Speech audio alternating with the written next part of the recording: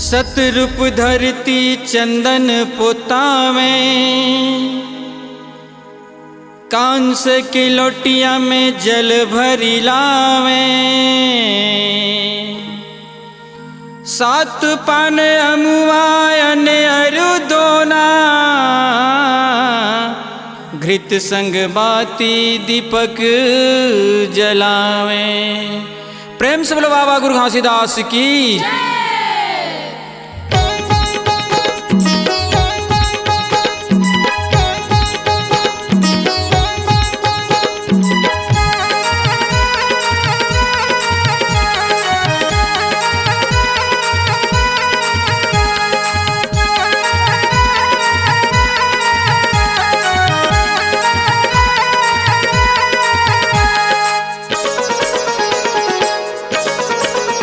जग तारन नैना आरती, जग जीत लिए सतनाम की। जग तारन नैना आरती, जग जीत लिए सतनाम की। तापर बारो श्वेत सुमन, तापर बारो श्वेत सुमन, नित चंदन तर पोजी।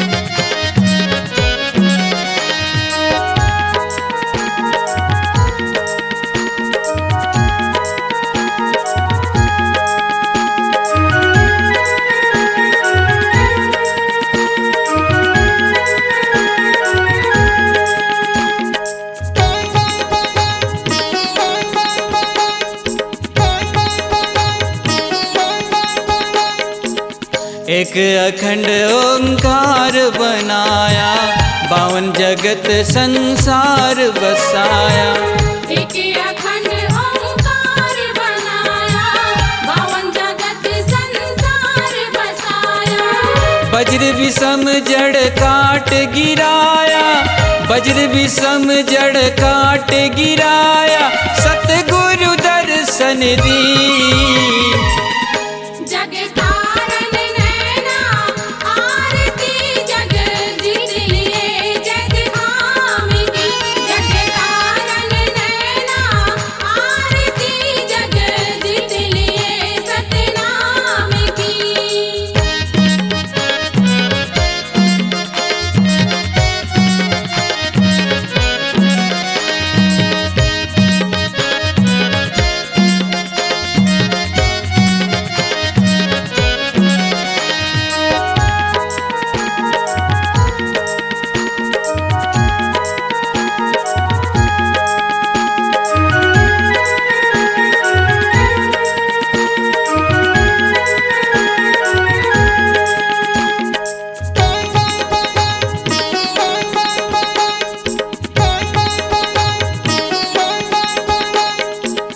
ज्ञान अमर पद बाटे घासी, भव सागर बिच काटे फांसी।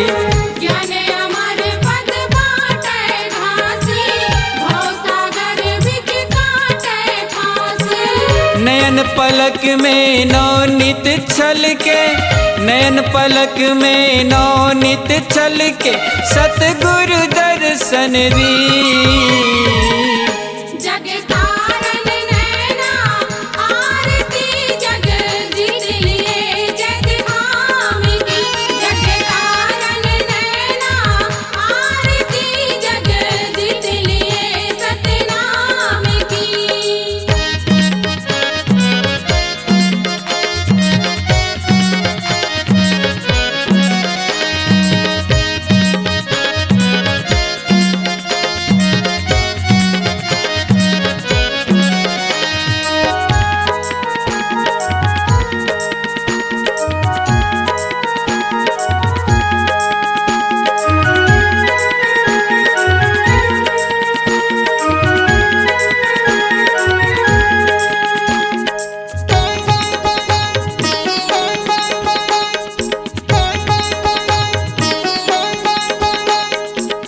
श्वेत सुमन भरी अंजलि चढ़ाऊं, मुख जिबियन ते गुरु गुण गाऊं।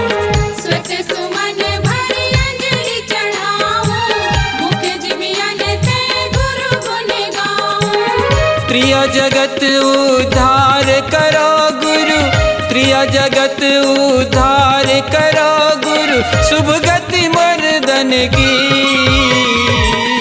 जग तारन नैना आरती, जग जीत लिए जग धाम की। जग तारन नैना आरती, जग जीत लिए सतनाम की। तापरवारो श्वेत सुमन, तापरवारो श्वेत सुमन, नित चंदन तर पोजी। जग तारन नैना आरती, जग जीत लिए सतनाम की। जग तारन नैना आरती, जग जीत लिए सतनाम की। जग तारन नैना आरती, जग जीत लिए सतनाम की। जग तारन नैना आरती, जग जीत लिए सतनाम की।